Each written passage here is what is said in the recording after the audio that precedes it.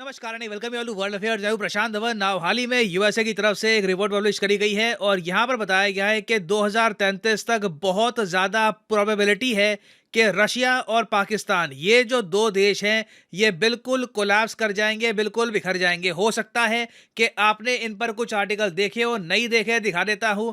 Russia पर तो देखिए बहुत ज़्यादा यूएस एनालिस्ट ऑलमोस्ट दावे से कह रहे हैं कि ये देश कोलैप्स करने वाला है। अगर नहीं कर रहा होगा, यूएस एक दो और धक्के मारकर पूरी कोशिश करेगा कि 10 साल के अंदर अंदर रशिया कोलैप्स कर जाए ना। मुझे यहाँ पर एक बात ऐड करनी पड़ेगी कि देखो, रशिया के जब कोलैप्स की बात होती है ना, तो पर्सनली मुझसे आप अगर पूछे तो कुछ इसका इम्पैक्ट मुझे दिखता नहीं है, क्योंकि रशिया उन चुनिंदा देशों में से है जो पिछली एक सदी में, पिछले 100 साल में 2 बार कोलैप्स कर चुका है। क्योंकि हिस्टोरिकली आप अगर देखें तो 1917 से लेकर 1922 तक यूएसएसआर था एक सॉवरेन स्टेट। फिर आपको पता होगा यहाँ पर बहुत बड़े बड़े चेंजेस आए, लेनिन ने पावर हत्या ली और उसके बाद एक बड़े चेंज के बाद, ऑलमोस्ट आप कह लीजिए गवर्नमेंट कोलैप्स के बाद, यूएसएसआर बना एक Republic, union Republic of the Soviet union. ये लास्ट किया 1922 से लेकर 1991 तक। फिर हमने देखा कि एक बड़ा कोलैप्स हुआ, यूएसएसआर कई देशों में टूट गया। बट उसके बाद भी आज देख लो आप, आज भी रशियन फेडरेशन के बाद अपनी यूएन सिक्योरिटी काउंसिल की सीट है, न्यूक्लियर वेपन्स हैं और अपने आप में एक काफ़ी स्ट्रांग मिलिट्री पावर है। तो अगर यूएसए कहता है कि फिर से कोलैप्स होता है, तो इससे मैं ये नहीं मानूंगा कि बिल्कुल रशियंस मैप से मिट जाएंगे। हाँ, उनको झटका लग सकता है। अब ऑब्वियसली आप यहाँ पर पूछेंगे, मगर यूएसए की ये रिपोर्ट है कहाँ पर? इस रिपोर्ट में बाकी और बातें क्या लिखी है?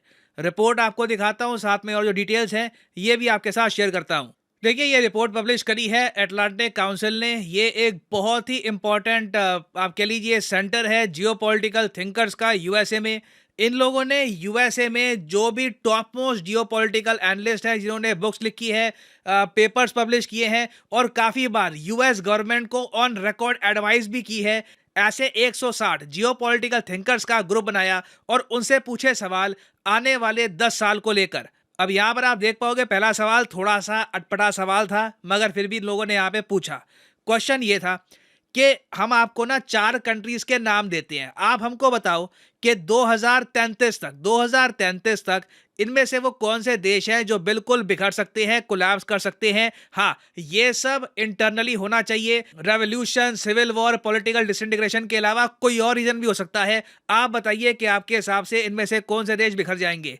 40% एनालिस्ट ने कहा कि रशिया, 8% ने कहा यूएसए, 6% ने कहा चाइना, 1% ने कहा इंडिया। अब आप यहां पर कहोगे वेट वेट, अमेरिका के जियोपॉलिटिकल थिंकर, इतना बड़ा यहाँ पे इनका थिंक टैंक अटलांटिक काउंसिल, फिर भी ये कहते हैं कि जी चाइना इंडिया से ज़रा चांस है कि हम लोग ही बिखर जाएं। तो मैं अगेन यहाँ पर कहूँगा कि जब कोलैप्स वर्ड यूज़ करते हैं तो ये कहती हैं कि थोड़ा बहुत बंटवारा हो सकता है, हो सकता है कि देश में डिसइंटीग्रेशन हो जाए। इसका मतलब ये नहीं है कि पूरा यूएसए कोलैप्स कर जाएगा, न्यूक्लियर वेपन गायब हो जाएंगे। हाँ, कई जियोपॉलिटिकल एनालिस्ट ये कह रहे हैं कि यूएस डेमोक्रेसी में जो हाल ही में एक बहुत ही गलत एग्जाम्पल सेट किया गया, जब डोनाल्ड ट्रंप ने 2020 के यूएस इलेक्शंस को एक्सेप्ट करने से मना कर दिया, फिर डोनाल्ड ट्रंप के जो सपोर्टर हैं ये यूएस कांग्रेस में पहुंच गए, यूएसए की पार्लियामेंट में हंगामा हुआ।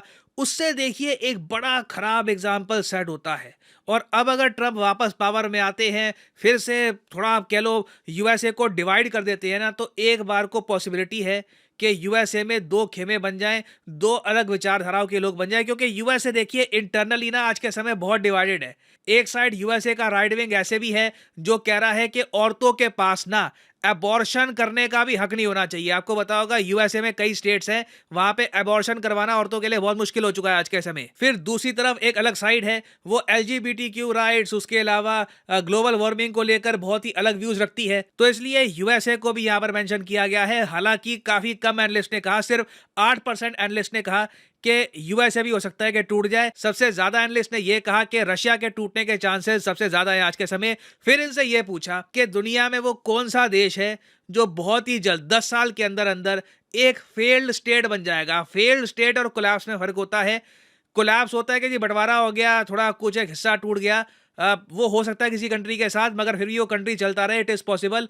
फेल स्टेट डिफरेंट होता है। फेल स्टेट मान लीजिए पूरा कंट्री कोलैप्स कर जाता है, गवर्नमेंट कोलैप्स कर जाती है।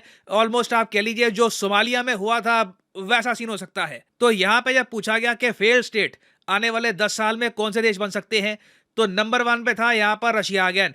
रशिया को लेकर देखिए, पहली बात तो अमेरिकन्स के मन में नफरत बहुत ज़्यादा है। एक आप कह लीजिए, एक पर्सनल लेवल पर वो काफ़ी नफरत करते हैं रशियन से।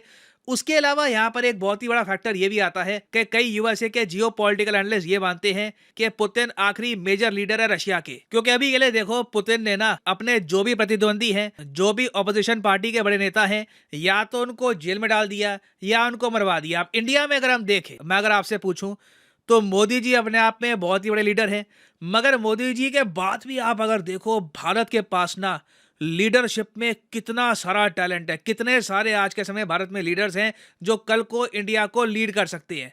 ये केस रशिया में नहीं है। इवन यूएसए में भी आप देख लो, बहुत सारे लीडर्स हैं यूएसए में, यूके में भी, जो अपने रिस्पेक्टिव कंट्रीज को लीड कर सकते हैं। मगर रशिया में देखो, पुतिन के बाद ना एक यूनिफाइंग फिगर ढूंढना बहुत ही मुश्किल होगा इनके लिए, क्योंकि कोई प्रॉपर इलेक्शन होते नहीं है, लोगों की रजामंदी से कोई पावर में आता नहीं है, और कल को जो भी पावर में आएगा उसको एक ऐसी इकोनॉमी मिलेगी जिस पर सैंक्शन लगे होंगे, ग्रोथ रेट होगी नहीं, जॉब नीचे जा रही होंगी, तो it will be very difficult. तो इसलिए रशिया को टॉप पे रखा गया है।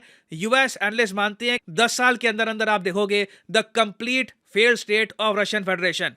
फिर जी, ये रशिया के बाद आते हैं अफगानिस्तान में। अफगानिस्तान में मैं भी कहूंगा, पर्सनली मैं आराम से कहूंगा 10 साल में मुझे लगता नहीं है कि अफगानिस्तान की जो तालिबान की गवर्नमेंट है टिक पाएगी।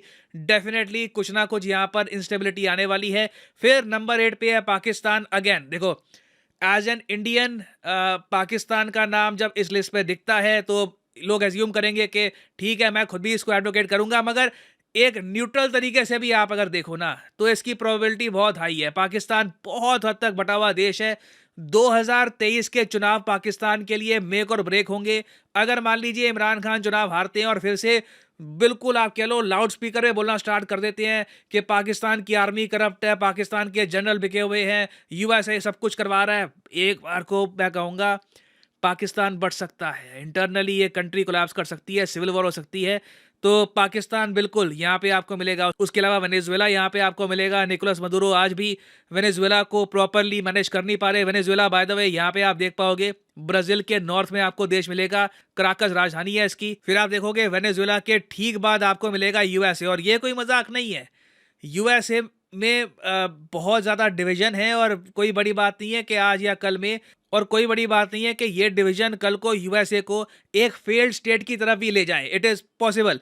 फिर यहाँ पे इन्होंने मेंशन किया है सेंट्रल अफ्रीकन रिपब्लिक को, हेती को, नाइजीरिया को, लेबनान को, म्यांमार को, और फिर वेरियस अदर कंट्रीज को मेंशन कर दिया गया है। इंडिया का यहाँ पर मेंशन 1% कैटेगरी में आया है। फिर हम अगले सवाल में जाते हैं। आगे देखिए, जियोपॉलिटिकल एक्सपर्ट से ये पूछा गया कि इनमें से वो कौन से देश है जिनके पास आने वाले 10 सालों में न्यूक्लियर वेपन्स आने वाले हैं। सब ने एक स्वर में जवाब दिया ईरान। ईरान के बाद जवाब था सऊदी अरेबिया, क्योंकि मैं भी मानता हूं, देखो, अगर ईरान न्यूक्लियर वेपन्स हासिल कर लेता है 10 साल में, जिसकी प्रोबेबिलिटी में मेरे हिसाब से 99% है, मैं खुद तैयार हूं। आई मीन, मुझे सरप्राइज नहीं होगा कि अगर मैं कल परसों या कभी भी 1-2 साल बाद उठूं, सुबह सुबह न्यूज़ आ रही हो कि ईरान ने रात को 3-4 बड़े न्यूक्लियर टेस्ट किए अंडरग्राउंड, या फिर इवन हो सकता है कि दुनिया के सामने ये लोग एक न्यूक्लियर टेस्ट करें, और उसके कुछ ही सालों के अंदर अंदर, चाहे पाकिस्तान हो या किसी कंट्री से, सऊदी अरेबिया न्यूक्लियर वेपन्स कैसे भी लाएगा इंश्योर करने के लिए कि रीजन में ना बैलेंस हो, क्योंकि न्यूक्लियर वेपन्स ईरान को एक बहुत ही बड़ा एज दे देंगे। तो ईरान, सऊदी अरेबिया, इन दोनों कंट्रीज की राइवलरी आने वाले 10 सालों में बहुत ज़्यादा बढ़ने वाली है। उसके बाद अगेन साउथ कोरिया का मेंशन किया गया है, जापान का मेंशन किया गया है। मेरे हिसाब से प्रोबेबिलिटी बहुत बहुत बहुत ज़्यादा कम है।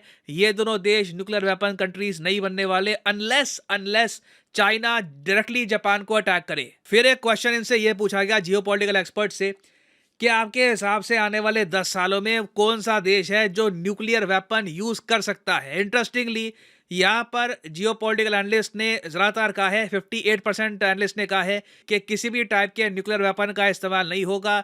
14% एनालिस्ट ने कहा है कि रशिया हो सकता है कि यूज़ करे। नॉर्थ कोरिया का यहाँ पे नाम लिया गया। इजराइल 3%, पाकिस्तान 3% चांस है। जी हाँ, पाकिस्तान के 3% चांस हैं कि पाकिस्तान आने वाले 10 सालों में न्यूक्लियर वेपन यूज करे। इंडिया का 1% चांस है, चाइना का 1% है और यूएसए का भी 3% चांस आपको दिखेगा। तो अगेन यहाँ पे प्रिडोमिनेटली आप कह सकते हैं मेजोरिटी में ज्यादातर एनालिस्ट कह रहे हैं कि आने वाले 10 सालों में भी न्यूक्लियर वेपन्स यूज नहीं किए जाएंगे। फिर एक बहुत ही इंटरेस्टिंग क्वेश्चन ये पूछा गया कि क्या आप मानते हैं कि आने वाले 10 सालों में डेमोक्रेसीज का क्या हाल होने वाला है? तो सारे एनालिस्ट ने ऑलमोस्ट आप कह लो सबने यही जवाब दिया है कि डेमोक्रेसीज डिक्लाइन में जाएंगी। 35% एनालिस्ट ने कहा कि आपको दुनिया में कम डेमोक्रेसीज दिखेंगी। 34% ने कहा कि रफली जितनी डेमोक्रेसीज हैं उतनी होंगी, थोड़ी बहुत कम हो सकती है। सिर्फ 26% ने कहा कि उल्टा दुनिया में डेमोक्रेसी बढ़ेगी। तो आप कह लीजिए मेजॉरिटी यहां पर कह रही है कि दुनिया में डेमोक्रेटिक कंट्रीज कम होंगी, क्योंकि अगेन डेमोक्रेसी का जो बेसिक फंडामेंटल एक पिलर है ट्रांसफर ऑफ पावर, जब उस पर प्रॉपरली काम नहीं होगा तो बिल्कुल डेमोक्रेसी दुनिया में कम ही होंगी। फिर आगे पूछा गया कि अभी के लिए वो कौन सी डेमोक्रेटिक कंट्री है जो कल को ऑटोक्रेटिक हो सकती है। ऑटोक्रेटिक होता है जैसे एक टाइम पर हिटलर के अंडर नाजी जर्मनी हो गई थी, एक ऑटोक्रेसी थी। तो सबसे ज्यादा इन्होंने 4 कंट्रीज के बारे में मेंशन किया है, यूएसए, हंगरी, इंडिया और टर्की। जी हाँ, इनके हिसाब से इंडिया के भी बहुत ज़रा अच्छे चांस हैं एक ऑटोक्रेटिक कंट्री बनने के। फिर एक और सवाल ये पूछा गया कि इनमें से कौन सी ऑटोक्रेटिक कंट्री अभी जो है वो कल को डेमोक्रेटिक बन सकती है। तो यहाँ पे आप देखोगे ईरान, रशिया, टर्की, बेलारूस, इन 4 कंट्रीज का मेंशन किया गया। तो ओवरऑल देखिए एक बहुत ही इंटरेस्टिंग रिपोर्ट थी। नाउ फाइनली मैं यहाँ पे आपसे पूछूंगा एक क्वेश्चन, कमेंट सेक्शन में आप सब लोग करिएगा आंसर। आपके हिसाब से आने वाले 10 सालों में 2033 तक वो कौन सा एक देश है जो आप मानते हैं कोलैप्स कर सकता है? लिखिएगा इसके बारे में कमेंट सेक्शन में, मैं जानना चाहूंगा आपका ओपिनियन। और हाँ, क्या आपको पता है कि वर्ल्ड अफेयर्स की वीडियो अब इंग्लिश लैंग्वेज में भी अवेलेबल है? जी हाँ, वर्ल्ड अफेयर्स इंग्लिश अब आ चुका है। इस वीडियो की डिस्क्रिप्शन सेक्शन में, कमेंट सेक्शन में जाओ, लिंक यहाँ पे आपको मिलेगा और इस पे क्लिक करते ही यहाँ पे आप देख पाओगे वर्ल्ड अफेयर्स इंग्लिश। मैंने अभी कुछ ही मिनट्स पहले यहाँ पर पहली वीडियो करी है अपलोड, उससे पहले ही 1 लाख लोगों ने कर दिया है इसको subscribe. Thank you for your love, but keep on subscribing, keep on spreading your love. World affairs English में आपको बता रहा हूँ आने वाले 1 साल में it will become a force. दुनिया भर के देशों में इंडिया के जियोपॉलिटिकल स्टांस को पहुंचाने का ये जरिया होगा वर्ल्ड अफेयर्स इंग्लिश। तो subscribe and join this channel. और ये है अंत इस वीडियो का। Thank you for listening and as always God bless you all.